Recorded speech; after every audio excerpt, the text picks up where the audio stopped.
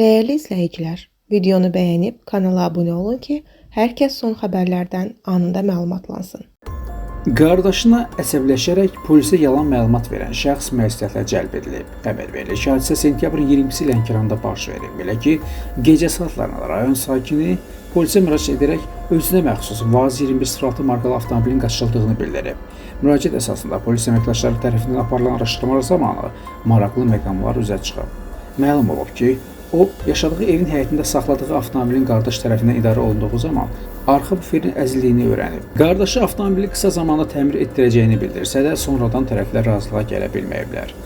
Bundan hiddətlənən şəxs polisə müraciət edərək avtomobilinin başqa şəxs tərəfindən qaçırılması barədə bilərəkdən yalan məlumat verib.